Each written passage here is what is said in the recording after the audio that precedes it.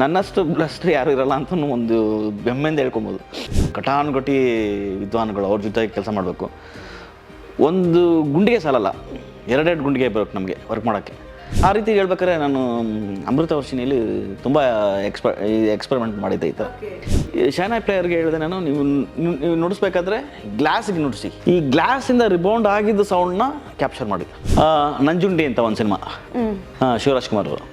Usual procedure ಬಿಟ್ಟು reverse ಪ್ರೊಸೀಜರಲ್ಲಿ record ಮಾಡಿದ್ವಿ. It's purely miracle. ಇದು ಯಾರು ಹೇಳಿದ್ರೆ ನಮ್ಮ ಥರ ಗೊತ್ತಿಲ್ಲ, ಬಟ್ ಇದು ನಡೆದಿದ್ದು ಸತ್ಯ. ಇದು ನನಗೂ ಹಂಸಲೇಖ ಸರ್ ಮಾತ್ರ ಗೊತ್ತಿದೆ.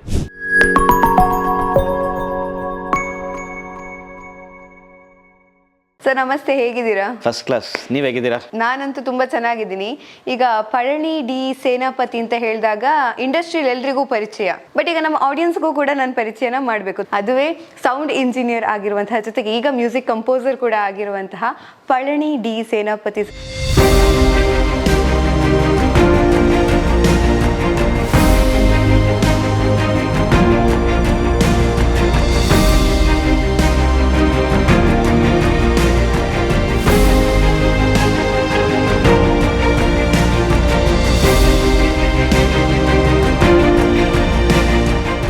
ತುಂಬ ಖುಷಿ ಆಗುತ್ತೆ, ಯಾಕಂದರೆ ಈ ಹೆಸರೆಲ್ಲ ಕೇಳಿದಾಗ ಹಂಸಲೇಖ ಸರ್ ಹೆಸರು, ಬಾಲಸುಬ್ರಹ್ಮಣ್ಯಂ ಅವರ ಹೆಸರು, ಜೊತೆಗೆ ಚಿತ್ರ ಅವರ ಹೆಸರು, ಹೀಗೆ ತುಂಬ ಹೆಸರುವಾಸಿ ಸಿಂಗರ್ಸ್ಗಳು, ಕಂಪೋಸರ್ಸ್ಗಳು, ಇವರದ್ದೆಲ್ಲ ಹೆಸರು ಆಲ್ರೆಡಿ ಚಿರಪರಿಚಿತ.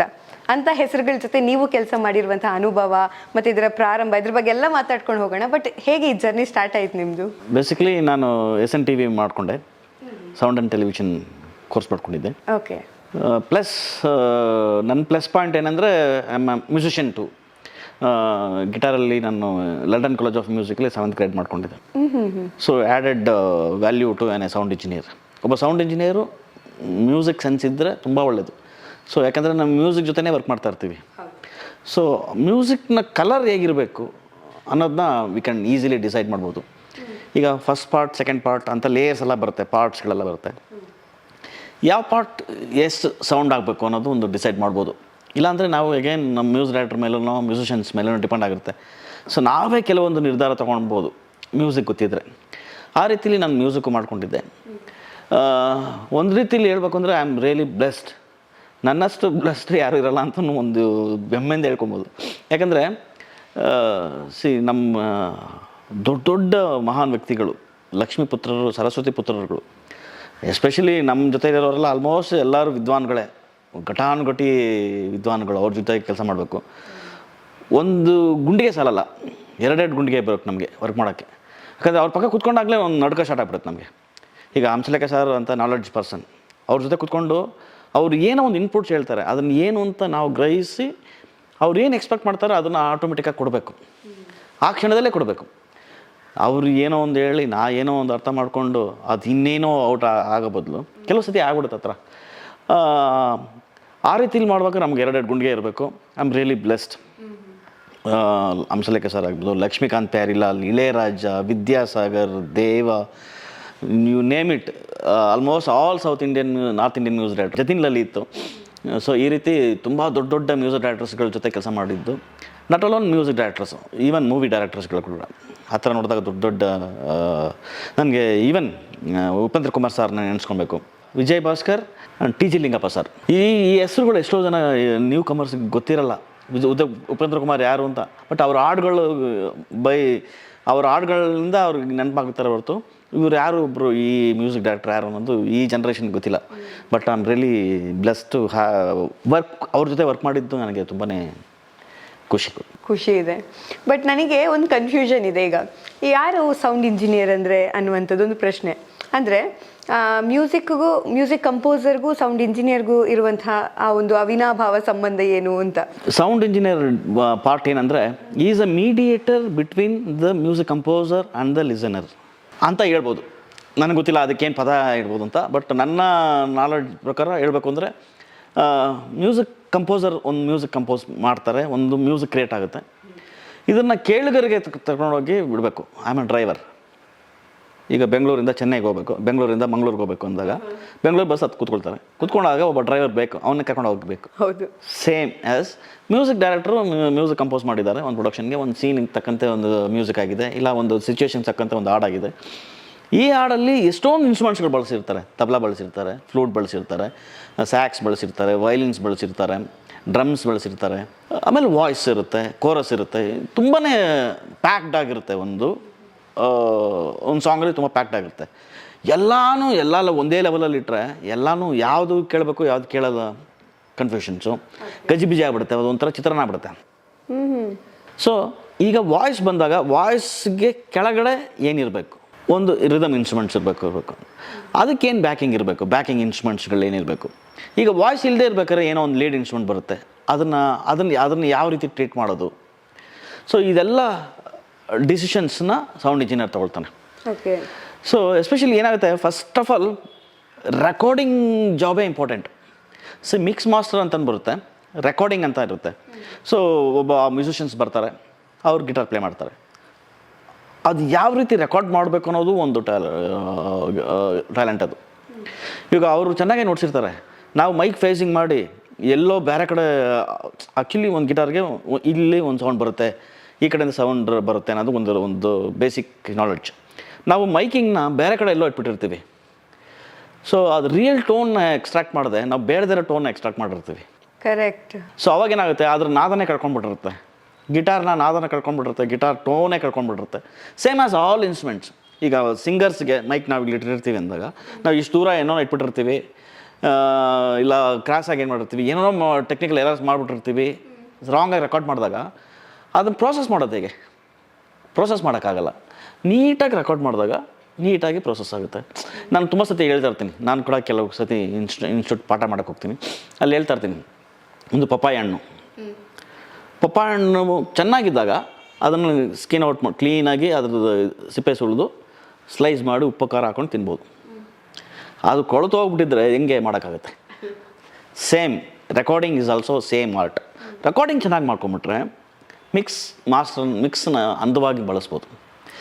ಈ ರೀತಿ ನಾನು ಮಾಡೋದಕ್ಕಾದ್ರೆ ಕೆಲವು ಸಿನಿಮಾಸಲ್ಲಿ ಏನಾಗುತ್ತೆ, ನಮಗೆ ಮ್ಯೂಸಿಕ್ ಡೈರೆಕ್ಟರ್ಸ್ ಫ್ರೀಡಮ್ ಕೊಟ್ಟಿರ್ತಾರೆ. ಓಕೆ.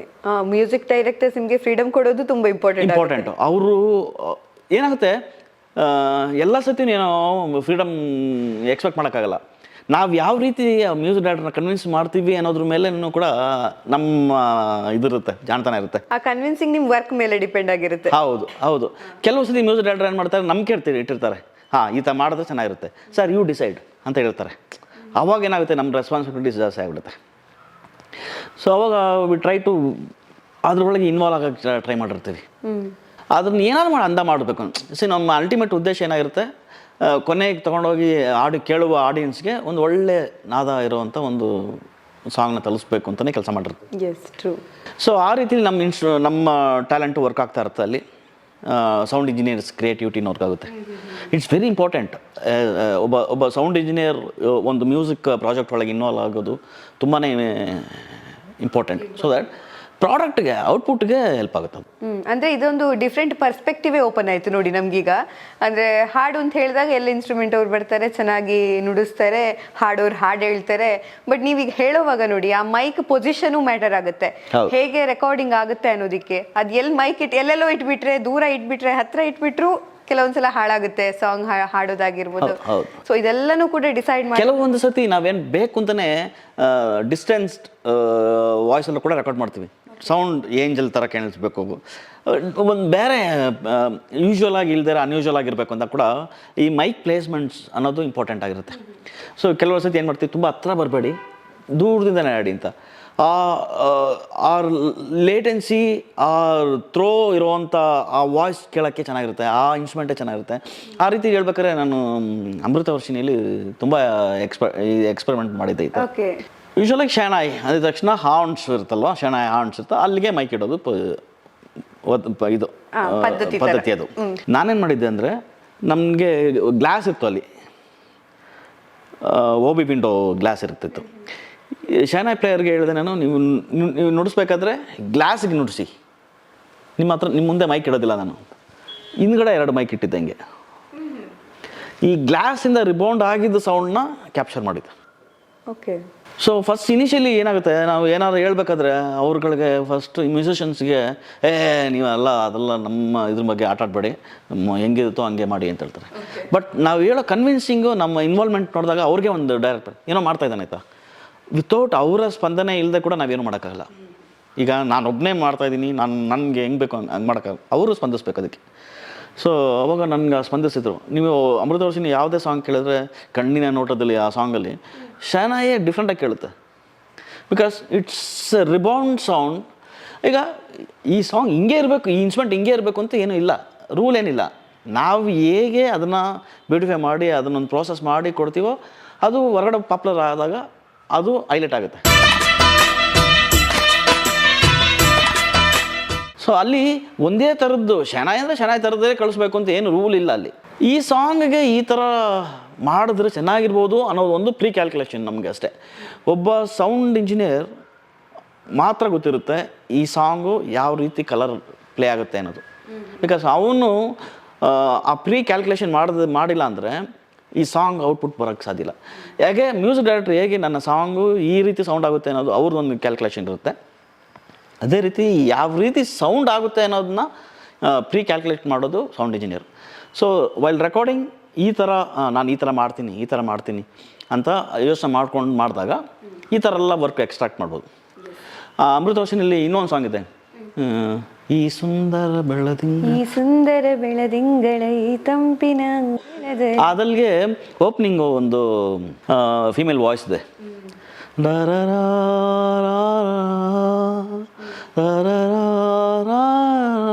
ಅಂತ ಒಂದು ಅಮ್ಮಿಂಗ್ ಇರುತ್ತೆ. ಅದು ಆ್ಯಕ್ಚುಲಿ ನಾನು ಈ ನಡುವೆ ರಿಯಾಲಿಟಿ ಶೋಸ್ಗೋ ಅಲ್ಲಿ ಎಲ್ಲ ಆರ್ಕೆಸ್ಟ್ರಾದೆಲ್ಲ ನೋಡಿದಾಗ ಕೋರಸ್ ಆಡ್ತಾ ಇರ್ತಾರೆ, 4-5 ಜನ ಆಡ್ತಾ ಇರ್ತಾರೆ. But it's recorded single voice, it's a single voice, it's processed. ಆ ಥರ ಪ್ರೋಸೆಸ್ ಮಾಡಿ ಅದು ಏಂಜಲ್ಸ್ ವಾಯ್ಸ್ ಥರ ಮಾಡಿರೋದು. ಕುಸುಮ ಅಂತ ಒಬ್ಬ ಸಿಂಗರ್, ಫೈನೆಸ್ಟ್ ಲರ್ನ್ಡ್ ಸಿಂಗರ್ ಕುಸುಮ ಅಂತ, ಅವರು ಈ ಬಿಟ್ಟು ಆಡಿದ್ದು. ನಾನೇನು ಮಾಡಿದ್ದೆ, 2 ಮೈಕ್ ಮೇಲೆ ತುಂಬ ಹತ್ತಿರಕ್ಕೆ ಇಟ್ಬಿಟ್ಟು ಅವ್ರಿಗೆ ಯೂಶಲಾಗಿ ಏನಾಗುತ್ತೆ, ಆಡಕ್ಕೆ ಬಂದಿದ ತಕ್ಷಣ ಬಾಯ ಹತ್ರ ಇಡಬೇಕು ಮೈಕು ಅನ್ನೋದೊಂದು ಕಾನ್ಸೆಪ್ಟ್. ಹೌದು, ಅದೇ ಕಾನ್ಸೆಪ್ಟ್. ಎಷ್ಟು ಹತ್ರ ಎಷ್ಟು ಕ್ಲಿಯರ್ ಆಗುತ್ತೆ ಅನ್ನೋದೇ ಇರೋದಲ್ವಾ. ನಾವು ಎಷ್ಟೋ ಸತಿ ಹೇಳ್ತಾ ಇರ್ತೀವಿ ದೂರ ಹೋಗಿ ಅಂತಲೇ ಹೇಳ್ತಾ ಇರ್ತೀವಿ ಕೆಲವು ಸಿಂಗರ್ಸ್ಗಳಿಗೆ. ಕೆಲವು ಗೊತ್ತಿಲ್ಲದೆ ಹತ್ರ ಬಂದ್ಬಿಡ್ತಾ ಇರ್ತಾರೆ. ಬಟ್ ಈ ಸಾಂಗ್ ಮಾಡಬೇಕಾದ್ರೆ 2 ಮೇಲಕ್ಕೆ ಇಟ್ಬಿಟ್ಟಿದ್ದೆ. ದೊಡ್ಡ ಹಾಲು, ನ್ಯಾಚುರಲ್ ರಿವೈಬ್ರೇಷನ್ ಸಿಗ್ತಾಯಿತ್ತು. ನಾನು ಅವ್ರಿಗೆ ಹೋಗಿ ಹೇಳಿದೆ, ಮೇಡಮ್ ನೀವು ಇಲ್ಲಿಂದ ನಡ್ಕೊಂಡು ಆ ಕಡೆ ಹೋಗಿ ಆಡಬೇಕು, ನಡ್ಕೊಂಡು ಈ ಕಡೆ ಬರಬೇಕು, ಈಗ ಬರ್ಬೇಕು ಮೇಡಮ್ ಹಿಂಗೆ ಅಂದು. ಅವರು ಇದೆಲ್ಲ ನನ್ನ ಕೈಲಾಗಲ್ಲ ಅಂತ. ನಾನು ಹೋಗಿ ಪ್ಲೀಸ್ ನಾನು ಬೇರೆ ಅವಾಗ ಐ ವಾಸ್ ಟು ಕಿಡ್, ಅವರೆಲ್ಲ ಸೀನಿಯರ್ಸ್, ಅವಾಗೆಲ್ಲ ತುಂಬ ಸೀನಿಯರ್ಸು. ಸೊ ನಾವು ಅವ್ರನ್ನ ಕನ್ವಿನ್ಸ್ ಮಾಡೋದು ಇದೆಲ್ಲ, ನಾನು ಹೋಗ್ಬಿಟ್ಟು ಮೇಡಮ್ ಪ್ಲೀಸ್ ನಾನು ಇದೊಂದು ಟ್ರೈ ಮಾಡು ಅಂತ. ಸೊ ಅವಾಗ ಅವರು ಓಕೆ, ಅದು ಹೆಡ್ಫೋನ್ ಹಾಕ್ಕೊಂಡು ಬೇರೆ ಓಡಾಡಬೇಕಲ್ಲ, ಇದೆಲ್ಲ ಸಮಸ್ಯೆಪ್ಪ ನಮಗೆ ಆಗಲ್ಲ ಇದೆಲ್ಲ ಅಂತ. ಬಟ್ ನಾನು ಮ್ಯೂಸಿಕ್ ಡೈರೆಕ್ಟರ್ ಕನ್ವಿನ್ಸ್ ಮಾಡಿಬಿಟ್ಟಿದ್ದೆ, ಇದನ್ನು ಹಿಂಗೆ ತೊಗೊಂಡು ಹಿಂಗೆ ರೆಕಾರ್ಡ್ ಮಾಡ್ತಿದ್ದೀನಿ ಅಂತ. ಬಟ್ ಮ್ಯೂಸಿಕ್ ಡೈರೆಕ್ಟರ್ ಕನ್ವಿನ್ಸ್ ಆಗಿಬಿಟ್ರೆ ಆರ್ಟಿಸ್ಟ್ ಕನ್ವಿನ್ಸ್ ಆಗಬೇಕಲ್ಲ. ಒಟ್ಟು ಹೇಳಿದ ಮೇಲೆ ಅವರು ಒಪ್ಕೊಂಡ್ರು, ಕುಸುಮರು ಒಪ್ಕೊಂಡು ಈ ಕಡೆ ನಡ್ಕೊಂಡು ಬಂದು. It's recorded PAN record. ನಾವು ಆಮೇಲೆ ಮಿಕ್ಸಲ್ಲಿ ಇದು ಮಾಡಿದ್ದಲ್ಲ, 2 ಮೈಕ್ನ ಲೆಫ್ಟ್ ರೈಟ್ ಪ್ಯಾನ್ ಮಾಡಿ ಇಟ್ಬಿಟ್ಟಿದ್ದೆ. ಇದು ಇಲ್ಲಿಂದ ಹಿಂಗೆ ಆಡ್ಕೊಂಡು ಹೋಗ್ತಾ ಇರ್ಬೇಕಾದ್ರೆ ನ್ಯಾಚುರಲ್.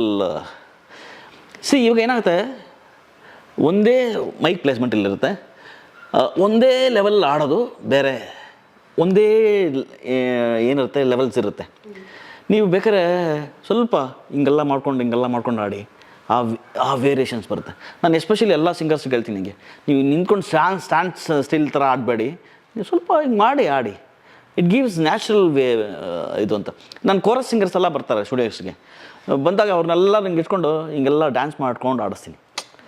ಅಂದರೆ ಸ್ವಲ್ಪ ಫೋಕಸ್ ಔಟ್ ಆಫ್ ಫೋಕಸ್ ಬಂದಾಗ ಆ ವೇರಿಳಿತ ಇರುತ್ತಲ್ಲ, ಅದು ಕೇಳೋಕ್ಕೆ ತುಂಬ ಚೆನ್ನಾಗಿರುತ್ತೆ. ಸೊ ಎಸ್ಪೆಷಲಿ ನನ್ನ ಜೊತೆ ಬಂದಾಗ musicians, I am really lucky. ನಾನು ಫಸ್ಟ್ ಹೇಳ್ಬಿಟ್ಟೆ ಐ ಆಮ್ ರಿಯಲಿ ಲಕ್ಕಿ ಅಂತ. ನನ್ನ ನಂಬ್ತಾರೆ ನನ್ನ ಮ್ಯೂಸಿಷಿಯನ್ಸ್, ನಮ್ಮ ಬೆಂಗಳೂರು ಮ್ಯೂಸಿಷಿಯನ್ಸ್ ಆಗಲಿ, ಚೆನ್ನೈ ಮ್ಯೂಸಿಷಿಯನ್ಸ್, ಹೈದ್ರಾಬಾದ್ ಮ್ಯೂಸಿಷಿಯನ್ಸ್ ಆಗಲಿ, ಏನೋ ಅವ್ನು ಹೇಳಿದ್ರೆ ಒಂದು ಲಾಜಿಕ್ ಇರುತ್ತೆ ಅನ್ನೋದೊಂದು ನಂಬಿಕೆ. So they respond. ಬಟ್ ನನಗೆ ನೀವೊಂದು ಹಾಡಿನ ಮೂಲಕ ಅದನ್ನು ಸ್ವಲ್ಪ ಎಕ್ಸ್ಪ್ಲೇನ್ ಮಾಡೋದಾದರೆ ಹೇಗೆ ಮಾಡ್ತೀರಾ ಅಂತ. ಈಗ ಒಂದು ಫೇಮಸ್ ಹಾಡು ಆ ಹಾಡಿನ ರೆಕಾರ್ಡಿಂಗ್ ಹೇಗಾಯಿತು ಆ ಟೈಮ್ ಅಂತ ಹೇಳುವಾಗ ಹಂಸಲೇಖ ಸರ್ದೇ ಒಂದು ಹಾಡನ್ನು ನೀವು ಚೂಸ್ ಮಾಡಿ ಅದ್ರ ಬಗ್ಗೆ ಮಾತಾಡೋದಾದರೆ. ನಂಜುಂಡಿ ಅಂತ ಒಂದು ಸಿನಿಮಾ, ಶಿವರಾಜ್ ಕುಮಾರ್ ಅವರು. ಯೂಶುವಲ್ ಪ್ರೊಸೀಜರ್ ಬಿಟ್ಟು ರಿವರ್ಸ್ ಪ್ರೊಸೀಜರಲ್ಲಿ ರೆಕಾರ್ಡ್ ಮಾಡಿದ್ವಿ. ಫಸ್ಟ್ ನಾವು ಒಂದು ಕ್ಲಿಕ್ಕಲ್ಲಿ ರಿದಮ್ಸ್ ರೆಕಾರ್ಡ್ ಮಾಡಿದ್ವಿ, ಅದಕ್ಕೆ ಆ್ಯಡ್ ಮಾಡಿದ್ವಿ. ಒಂದು ಫೇಮಸ್ ಆಗಿರುವಂಥ ಒಂದು ಹಾಡನ್ನು ಎಕ್ಸಾಂಪಲ್ ಕೊಟ್ಟು ಆ ರೀತಿ ಎಲ್ಲ ಸಿನಿಮಾಗಳು ಒಂದೊಂದು ಎಕ್ಸ್ಪೀರಿಯನ್ಸ್ ಆಗಿದೆ. ಒಂದು ಸಿನಿಮಾ ಪಲ್ಲಕ್ಕಿ ರಾಧಾಕೃಷ್ಣ ಅವರು ಡೈರೆಕ್ಟ್ರು, ಸಿನಿಮಾ ಹೆಸರು ಕೈವಾರ ತಾತಯ್ಯ. ಸಾಂಗ್ಸ್ ಎಲ್ಲ ರೆಕಾರ್ಡ್ ಮಾಡಿದ್ದೀವಿ. ಪ್ರೊಡ್ಯೂಸರ್ಸ್ ಎಲ್ಲ ಬಂದು ಕೇಳೋಕ್ಕೆ ಮುಂದೆ ಸೋಫಾ ಹಾಕಿರ್ತೀವಿ, ಬಂದು ಕೇಳ್ತಾ ಇದ್ದಾರೆ, ಹಾಡು ಕೇಳ್ತಾ ಇದ್ದಾರೆ. ನಾನು ಕನ್ಸೋಲ್ ಮೇಲೆ ಕೂತಿದ್ದೀನಿ, ಇನ್ಕ್ಲೂಡಿಂಗ್ ಹಂಸಲೇಖ ಸರು ಇದ್ದಾರೆ, ಎಲ್ಲರೂ ಇದ್ದಾರೆ. ಇದೊಂದು ಮಿರಾಕಲ್, ಇಟ್ಸ್ ಪ್ಯೂರ್ಲಿ ಮಿರಾಕಲ್. ಇದು ಯಾರು ಹೇಳಿದ್ರೆ ನಮ್ಮ ಥರ ಗೊತ್ತಿಲ್ಲ, ಬಟ್ ಇದು ನಡೆದಿದ್ದು ಸತ್ಯ. ಇದು ನನಗೂ ಹಂಸಲೇಖ ಸರ್ಗೆ ಮಾತ್ರ ಗೊತ್ತಿದೆ. ಪವರ್ ಹೋಗಿದೆ, ಲೈಟ್ ಎಲ್ಲ ಆಫ್ ಆಗಿದೆ, ಮಿಕ್ಸರ್, ಸ್ಪೀಕರ್ಸ್, ಲೈಟ್ಸು ಎಲ್ಲ ಆಫ್ ಆಗಿದೆ. ಸ್ಪೀಕರ್ಲಿ ಲೈಟ್ಸ್ ಇರುತ್ತೆ, ಐ ಮೀನ್ ಆನ್ ಆಡೋ ಸ್ವಿಚ್ ಇರುತ್ತಲ್ಲ, ಲೈಟ್ ಕಾಣಿಸ್ತಾ ಇರ್ತದೆ, LED ಲೈಟ್ಸ್ ಆನ್ ಆಗಿರುತ್ತೆ. ಮಿಕ್ಸರ್ ಆನ್ ಆಗಿದೆ, ಕಂಪ್ಯೂಟರ್ ಸಿಸ್ಟಮ್ ಆಫ್ ಆಗಿದೆ. ಟೋಟಲ್ ಇಡೀ ಬಿಲ್ಡಿಂಗಲ್ಲಿ ಪವರೇ ಇಲ್ಲ. ಎಲ್ಲರೂ ಸಾಂಗ್ ಕೇಳ್ತಾ ಇದ್ದಾರೆ, ಎಂಜಾಯ್ ಮಾಡ್ತಾ ಇದ್ದಾರೆ ಎಲ್ಲರೂ. It's a devotional song, but sound ಮಾತ್ರ ಸ್ಪೀಕರಲ್ಲಿ ಬರ್ತಾಯಿತ್ತು. ಸಾಂಗ್ ಮುಗಿದ್ಮೇಲೆ ಸಾರು ಕಣ್ಣು ಬಿಟ್ಬಿಟ್ಟು ಕೇಳಿದ್ರು, ಏನಿದು, ಈಸ್ ಇಟ್ ಪಾಸಿಬಲ್ ಅಂತ ಇದೇ ಮಾತು ಕೇಳಿದೆ. ಈಸ್ ಇಟ್ ಪಾಸಿಬಲ್ ಅಂತ. Sir, technically no, miraculously anything can happen. ಯಾರಾದ್ರು ಹೇಳ್ತಾರೆ ನಮ್ಮ ಥರ ಪವರ್ ಹೋಗಿದೆ, ಇಡೀ ಪವರ್ ಹೋಗಿದೆ, ಮಿಕ್ಸರ್ ಆಫ್ ಆಗಿದೆ, ಸೌಂಡ್ ಸ್ಪೀಕರ್ ಆಫ್ ಆಗಿದೆ, ವರ್ಕ್ ಸ್ಟೇಷನ್ಸ್ ಆಫ್ ಆಗಿದೆ, ಬಟ್ ಸೌಂಡ್ ಮಾತ್ರ ಬರ್ತಾನೆ ಇದೆ, ಸ್ಪೀಕರಲ್ಲಿ ಬರ್ತಾಯಿದೆ. ಇನ್ನೊಂದು ಸಿನಿಮಾ ಹಂಗೆ ಮಾಡ್ತಾಯಿದ್ವಿ, ನಂಜುಂಡಿ ಅಂತ ಒಂದು ಸಿನಿಮಾ ರೆಕಾರ್ಡ್ ಮಾಡ್ತಾ ಇರ್ತಿದ್ವಿ. ಅದರಲ್ಲಿ ಒಂದು ಸಾಂಗ್ ಇದೆ, ಮಳೆರಾಯ ಅಂತ ಒಂದು ಸಾಂಗ್ ಇದೆ, ಬಾರ ಬಾರ ಮಳೆರಾಯ ಅಂತ ಒಂದು ಸಾಂಗ್ ಇದೆ. ಬಾರಯ್ಯ ಮಳೆರಾಯ. ಆ ಸಾಂಗ್ ಪರ್ಟಿಕ್ಯುಲರಾಗಿ ಒಂದು ಫ್ಲೂಟ್ ರೆಕಾರ್ಡ್ ಮಾಡಲೋ, ಒಂದು ಕೋರಸ್ ಮಾಡಿ, ವೈಲಿನ್ಸ್ ಮಾಡಲೋ, ತಬಲಾ ಮಿಕ್ಸ್ ಮಾಡ್ತೀವೋ, ಮಾಡಿಬಿಟ್ಟು ಹೊರಗಡೆ ಬಂದು ನೋಡಿದ್ರೆ ಮಳೆ ಬಂದಿರೋದು. ನಾನು ಅವಾಗ ರಾಮಗ್ ಸರ್ಗೆ ಫೋನ್ ಮಾಡ್ತೇನೆ, ಸರ್ ನಿಮ್ಮ ಸಾಂಗ್ ರೆಕಾರ್ಡ್ ಮಾಡ್ತಾಯಿದ್ವಿ, ಮಳೆ ಬಂದಿದೆ. ಇದನ್ನು ಹೇಳಿದ್ರೆ ಯಾರು ನಂಬಲ್ಲ ಇದನ್ನು. ಬಟ್ ಆ ಸಾಂಗ್ ಪರ್ಟಿಕ್ಯುಲರ್, ಆ ಸಾಂಗ್ ರೆಕಾರ್ಡ್ ಮಾಡಿದ್ರೆ ಒಂದು 1/2 hour ಅಷ್ಟೇ, ಒಂದು ಫ್ಲೂಟ್ದು ಒಂದು 1/2 hour ಕೆಲಸ ಇದೆ. ಆ ಸಾಂಗಿಗೋಸ್ಕರ ಸ್ಪೆಂಡ್ ಮಾಡಿದ್ದೀವಿ ಇವತ್ತು. ಈಚೆ ಬಂದು ಬೇಕು ಅಂತಲೇ ಈಚೆ ಬಂದು ಚೆಕ್ ಮಾಡ್ತಾಯಿದ್ರೆ ಆ 1/2 hour ಒಳಗೆ ಮಳೆ ಬಂದು ನಿಂತಿರೋದು. ಓ ಸೂಪರ್. ಈ ಥರ ಮಿರಾಕಲ್ಸ್ ನಡೆದಿದೆ ಶೂಟಿಂಗ್ ಟೈಮಲ್ಲಿ ಅಥವಾ ರೆಕಾರ್ಡಿಂಗ್ ಟೈಮಲ್ಲಿ. ಬಟ್ ಇನ್ನೊಂದೇನೋ ಹೇಳಿದ್ರಿ ನೀವು, ನಂಜುಂಡಿ ಕಲ್ಯಾಣ ಟೈಮಲ್ಲಿ ರಿವರ್ಸ್ ಹಾಡು. ನಂಜುಂಡಿ ಏನದು ರಿವರ್ಸ್ ಟೆಕ್ನಿಕ್?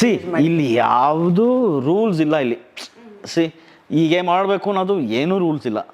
ಒಂದು ಪ್ರೊಸೀಜರ್ ಮಾಡ್ಕೊಂಬಂದ್ಬಿಟ್ಟಿದ್ದೀವಿ ಬಿಗಿನಿಂಗಿಂದ. ಒಂದು ಪ್ರೊಸೀಜರ್ ಹೀಗೆ ಮಾಡಬೇಕು, ಇದು ಮಾಡಬೇಕು ಅಂತ. ಹಂಸಲೇಖ ಸರ್ ಹೇಳಿದ್ರು, ನೋ ವಿಲ್ ಬ್ರೇಕ್ ದಿಸ್, ಈ ಪ್ರಾಜೆಕ್ಟ್ಗೆ ವಿಲ್ ಬ್ರೇಕ್ ದ, ರಿವರ್ಸ್ ಮಾಡ್ಕೊಂಡು ಬರೋಣ. ಏನಾಗ್ತಾಯಿತ್ತು, ಪ್ರೋಗ್ರಾಮಿಂಗ್ ಅಂತ ಆಗುತ್ತೆ ಇವಾಗ. ಬೇಸಿಕಲಿ ಕಂಪ್ಯೂಟರ್ ಪ್ರೋಗ್ರಾಮಿಂಗ್ ಆಗಿಬಿಡುತ್ತೆ, ಅದ್ರ ಮೇಲೆ ಡೆಕೋರೇಟ್ ಮಾಡ್ತಾ ಇರ್ತೀವಿ. ಆದರೆ ನಂಜುಂಡಿ ಸಿನಿಮಾಗೆ ಏನು ಮಾಡಿದ್ವಿ, ಫಸ್ಟು ಅಕೋಸ್ಟಿಕ್ಸ್ ರೆಕಾರ್ಡ್ ಮಾಡಿಬಿಟ್ವಿ. Tabla, shehnai, violins, flute, chorus, ಆ ಥರದೆಲ್ಲ ರೆಕಾರ್ಡ್ ಮಾಡ್ಕೊಂಡು ಬಂದ್ವಿ. ಆಮೇಲೆ did the programming, I mean synth tones ಆಗಲಿ, ಕಂಪ್ಯೂಟರ್ ಟೋನ್ಸ್ ಆಗಲಿ, VST ಟೋನ್ಸು, ಅದನ್ನೆಲ್ಲ ಇಟ್ಕೊಂಡು ವಿ ರೀ ಪ್ರೋಗ್ರಾಮ್ಡ್ ಇಟ್.